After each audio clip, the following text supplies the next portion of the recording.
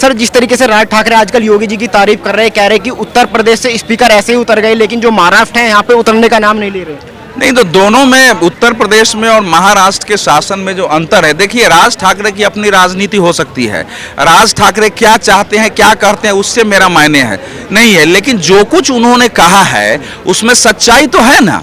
अगर मान लिया सुप्रीम कोर्ट का आदेश है कि लाउड स्पीकर 10 से 6 नहीं बजेगा तो कितने डेसिबल में बजेगा, कहाँ वो लगा रहेगा, तो वो इम्प्लीमेंट तो महाराष्ट्र सरकार को करना है। लेकिन 3 मई तक चूंकि ईद आएगा, उस बीच हम टच न करें, तो ये इसलिए उसने 3 मई का दिन राज ठाकरे ने दिया है।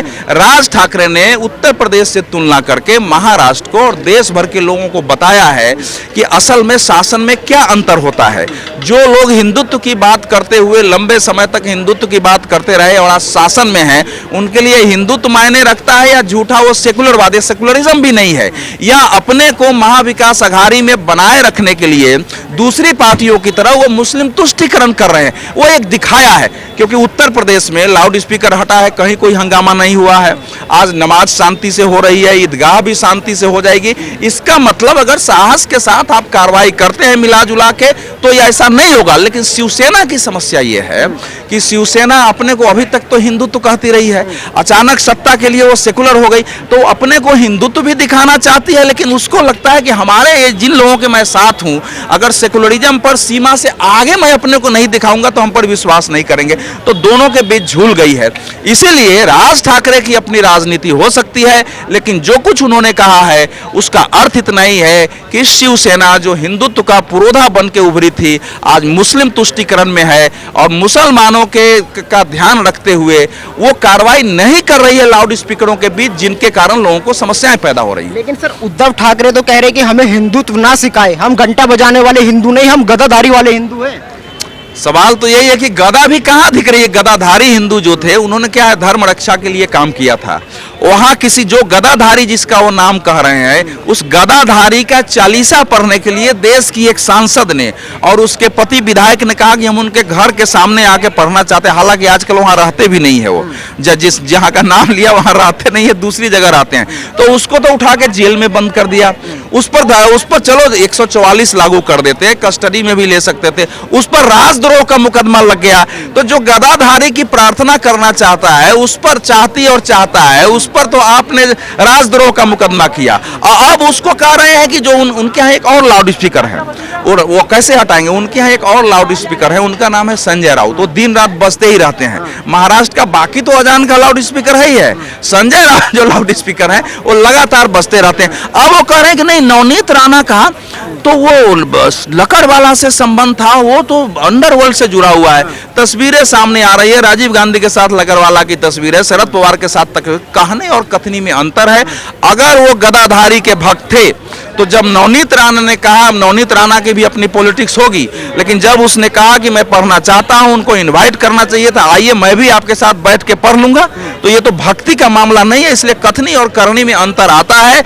यही ध्यान रखिए कि शिवसेना 2 नावों में फंस गई है, न वो हिंदुत्व रह पा रही है, न सेकुलरिज्म रह पा रही है। सेकुलरिज्म के नाम पर जो अतिवाद कर रही है कि कोई ट्वीट कर दिया तो राजद्रोह का मुकदमा, हनुमान चालीसा पढ़ दिया तो राजद्रोह का मुकदमा। कोई कल एक डिबेट में मैं था, शिवसेना के मैंने एक नेता को कहा कि मैं आज से शिवसेना का खिलाफ मुखालफत बंद कर दूंगा।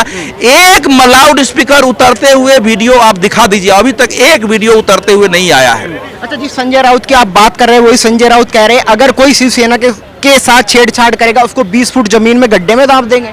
तो कभी जमीन में गड्ढे में डालते हैं, कितनी ताकत है उनके पास आप देखते ही हैं। किसी को उखाड़ देंगे, ऐसे सारे शब्द उन्हीं के हैं।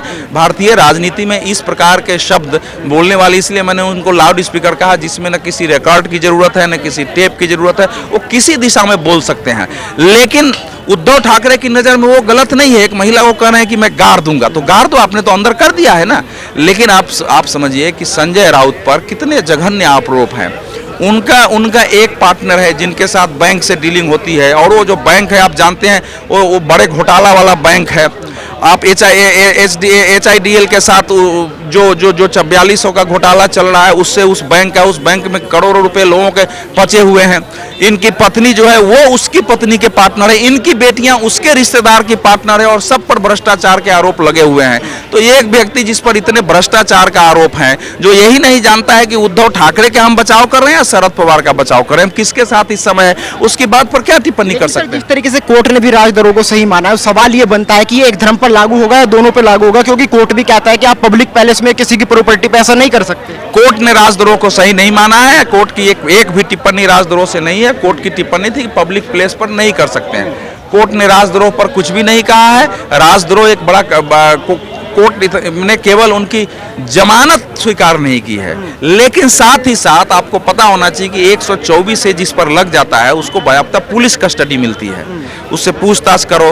तो शिवसेना की रणनीति ये थी कि पुलिस प्रशासन के माध्यम से जो कुछ पत्रकारों पर को पिटाई बंद कराती है, दूसरों के साथ परेशान करती है, तो इन दोनों को भी पकड़ के उसी ढंग से उत्पीड़ित हो चुकी 124 में तो उसी ढंग से पूछताछ होती है कि आप देशद्रोही है, उनके प्रति का पूरा व्यवहार बदल जाता है जो देशद्रोही हो जाता है। कोर्ट ने न्यायिक हिरासत में भेज दिया है। अगर कोर्ट 124A से सहमत होता, आपके जो भी दर्शक हैं उनको इतना ज्ञान है, देश के सर्वसाधारण को भी लग रहा है कि ये देशद्रोह का मामला एक फासिस्ट और अधिनायकवादी प्रवृत्ति है। उद्धव ठाकरे हर विरोधी आवाज को कुचलने के लिए सत्ता का दुरुपयोग कर रहे हैं, उनके साथ लोग तालियां बजा रहे हैं। तो इसीलिए कोर्ट कैसे इसको मान लेगा, इसलिए कोर्ट पर मेरी कोई टिप्पणी नहीं है। 124 पर जब बहस होगी तो होगी, लेकिन ये दुर्भाग्यपूर्ण है, इसका हर व्यक्ति को विरोध करना चाहिए। अगर हनुमान चालीसा पढ़ने का कहा है तो आप 140 लगा के कस्टडी में लो, बाहर छोड़ दो। शिवसैनिक उनके यहाँ विरोध कर रहे थे, वो भी उसने वापस ले लिया था कि हम पढ़ने नहीं जा रहे हैं, उसके बाद कार्रवाई हो रही है। लेकिन सर, जिस तरीके से पिछले एक महीने में राज ठाकरे बड़ा चेहरा बनकर उभरे हैं हिंदुत्व के लिए, यही काम पहले शिवसेना किया करती थी, तो क्या लगता है उद्धव ठाकरे बौखला गए हैं कि अगर हनुमान चालीसा पढ़ेंगे तो जो उनका वोट बैंक है वो खिसक जाएगा? देखिए, ऐसा है कि राज ठाकरे उसी से निकल के आए हैं जहां उद्धव ठाकरे हैं, बल्कि राज ठाकरे उनसे बड़े नेता शिवसेना में थे जब बाला साहेब थे। बाला साहेब की आक्रामकता थी, लेकिन ये अलग बात है कि उनके अपनी थोड़ी नासमझियों से और गलत रणनीति से वो राजनीति से बाहर हो गए। तो अब इस समय मैं तो यही कह रहा हूं कि नवनीत राणा को अगर उद्धव सरकार अरेस्ट कर सकती है तो वही उद्धव सरकार, आखिर ये राज ठाकरे तो उससे ज्यादा खतरनाक बात बोल रहे हैं कि मस्जिदों पर अगर अजान बंद नहीं हुआ, लाउड स्पीकर नहीं उतरे तो 3 महीने को डायरेक्ट एक्शन होगा। तो वो तो ज्यादा खतरनाक है, सांप्रदायिक विद्वेष पैदा कर, उसको क्यों नहीं अरेस्ट कर रहे हैं, उस पर राजद्रोह क्यों नहीं? उनको मालूम है कि इसको टच किया तो जो भी अंदर से, बाकी आप देखो, आप हो कुछ दिखा कुछ रहे, तो आपके साथ आपके हिंदुत्व के कारण जो लोग रहे हैं उनको तो अंदर से समस्या हो रही नहीं, सत्ता है तो जुड़े हुए हैं, तो वो सारे ये हो सकता है कि अगर इसको आपने अरेस्ट किया, ये हीरो बना, तो आपकी पूरी जमीन खिसक सकती है, इसलिए वो उसको छोड़ रहे हैं।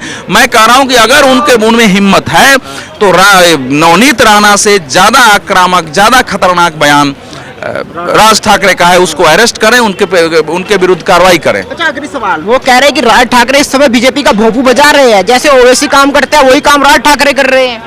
नहीं, वो कहने की अलग बात है। तो क्या करे राज ठाकरे? राज ठाकरे क्या कर रहे हैं, ओवैसी क्या कर रहे हैं, उस पर हम अभी उद्धव ठाकरे के संदर्भ में नहीं बोलेंगे। उद्धव ठाकरे क्या कर रहे हैं ये मायने है। उद्धव ठाकरे क्या कर रहे हैं, हनुमान चालीसा वाले को पकड़ के बंद करो, राजद्रोह लगाओ, किसी अभिनेत्री ने ट्वीट कर दिया हो गया, किसी टीवी चैनल ने कुछ बोल दिया तो टीवी चैनल पर हमला कर दो, किसी व्यक्ति पर हमला कर दो। एक आतंक का राज्य महाराष्ट्र में कायम है। बहुत सारे लोग जो तटस्थ तरीके से बोलते हैं, किसी का विरोध करते हैं, वो इस समय मुंबई जाने से डर रहे हैं। ये महत्वपूर्ण है। ओवैसी जो कर रहे हैं, ओवैसी को भी उसका परिणाम मिल रहा है। ओवैसी एक खतरनाक तरीके से सांप्रदायिकता का, मुस्लिम आवाज को उठाने की कोशिश कर रहे हैं।